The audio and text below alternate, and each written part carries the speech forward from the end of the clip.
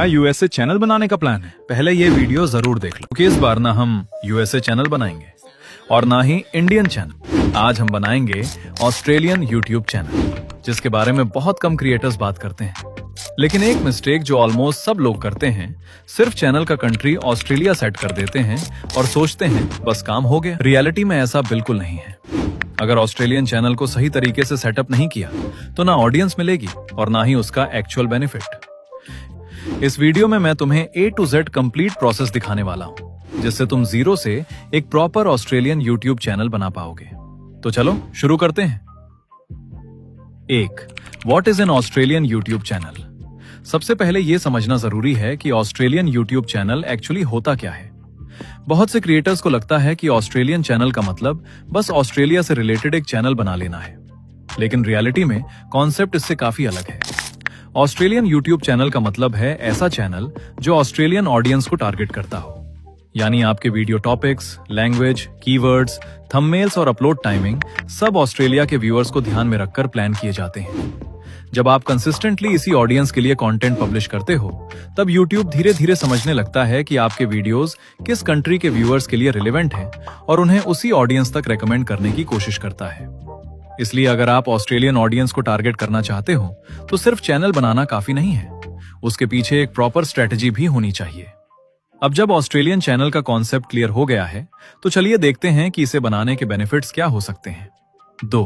Benefits of an Australian YouTube channel. एक बात notice की है, जब भी कोई क्रिएटर फॉरेन ऑडियंस को टारगेट करने की बात करता है, सबसे पहले दिमाग में सिर्फ यूएसए ही आता है, और इसी वजह से लाखों क्रिएटर्स एक ही कंट्री को टारगेट कर रहे होते हैं। लेकिन इसी भीड़ में ऑस्ट्रेलियन चैनल जैसी अपॉर्चुनिटीज को बहुत कम लोग नोटिस करते हैं, और कभी कभी वही अपॉर्चुनिटी सबसे ज्यादा फायदा दे जाती है। सबसे पहला रीजन है अर्निंग पोटेंशियल। कई नीचेस में ऑस्ट्रेलियन ऑडियंस का आरपीएम इंडिया के कंपैरिजन में काफी बेटर देखने को मिलता है, और कुछ केसेस में ये यूएसए के बराबर या उससे भी ज्यादा हो सकता है। और जरा सोचो, अगर कल से बड़े क्रिएटर्स भी ऑस्ट्रेलियन ऑडियंस को टारगेट करना शुरू कर दें, तो क्या आज जितनी अपॉर्चुनिटी मिलेगी? शायद नहीं। इसीलिए जो लोग जल्दी शुरुआत करते हैं, उनके पास अपनी जगह बनाने का ज्यादा मौका होता है। और शायद इसी वजह से इस वीडियो को एंड तक देखना जरूरी है, क्योंकि एक छोटी सी मिस्टेक भी पूरी स्ट्रेटेजी को खराब कर सकती है। अब देखते हैं कि ऑस्ट्रेलियन चैनल बनाने के लिए आखिर किन किन चीजों की जरूरत पड़ेगी। 3.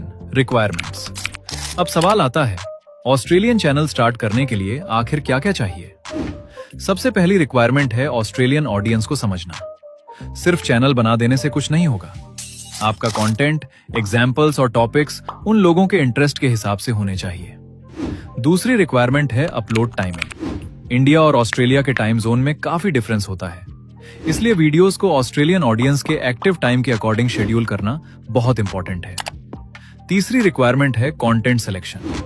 हर टॉपिक ऑस्ट्रेलियन ऑडियंस के लिए परफॉर्म नहीं करेगा, इसलिए वही टॉपिक्स चूज करो जो ऑस्ट्रेलिया में सर्च किए जा रहे हैं और जिनमें व्यूअर्स की जेन्युइन इंटरेस्ट हो। और सबसे इंपॉर्टेंट रिक्वायरमेंट, कंसिस्टेंसी। YouTube को यह समझने में थोड़ा टाइम लगता है कि आप किस ऑडियंस को टारगेट कर रहे हो, इसलिए रेगुलर और फोकस्ड कंटेंट पब्लिश करना बहुत जरूरी है।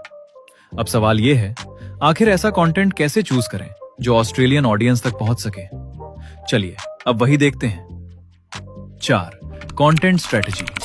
अब सबसे इंपॉर्टेंट सवाल, आखिर ऐसा कंटेंट कैसे बनाएं जिसे YouTube ऑस्ट्रेलियन ऑडियंस तक पुश करे?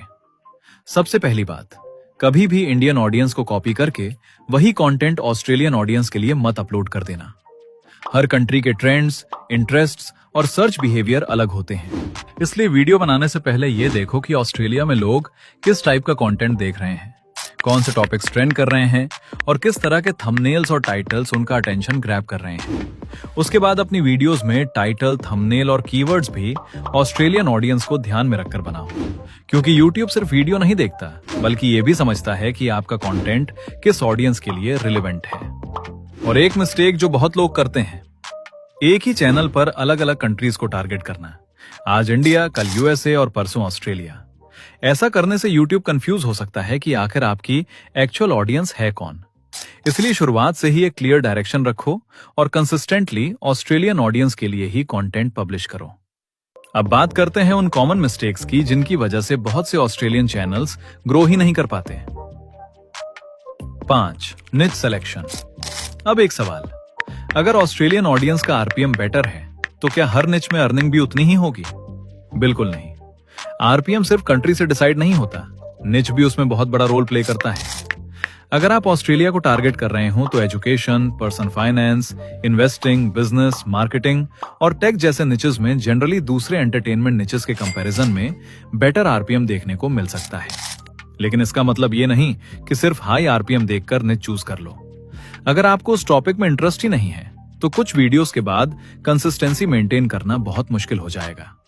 इसलिए हमेशा ऐसा निच चूज करो जहां इंटरेस्ट और अर्निंग पोटेंशियल दोनों का बैलेंस हो, क्योंकि लॉन्ग टर्म में वही क्रिएटर्स ग्रो करते हैं जो सिर्फ आरपीएम के पीछे नहीं बल्कि ऑडियंस को वैल्यू देने के पीछे भागते हैं। और अब आपके पास ऑस्ट्रेलियन चैनल स्टार्ट करने का कंप्लीट रोड मैप है, अब बस एक्शन लेना बाकी है। तो दोस्तों, बस इतना ही था आज की इस वीडियो में। उम्मीद करता हूं कि अब आपको ऑस्ट्रेलियन यूट्यूब चैनल के बारे में काफी क्लैरिटी मिल गई होगी। अब बाकी सब कुछ आपके एक्शन पर डिपेंड करता है, क्योंकि इन्फॉर्मेशन देखने से चैनल ग्रो नहीं होता। अगर वीडियो से कुछ नया सीखने को मिला हो तो एक लाइक जरूर कर देना, और ऐसे ही यूट्यूब ग्रोथ से जुड़ी वीडियोस के लिए चैनल को सब्सक्राइब कर लेना। मैं मिलता हूं आपसे नेक्स्ट वीडियो में।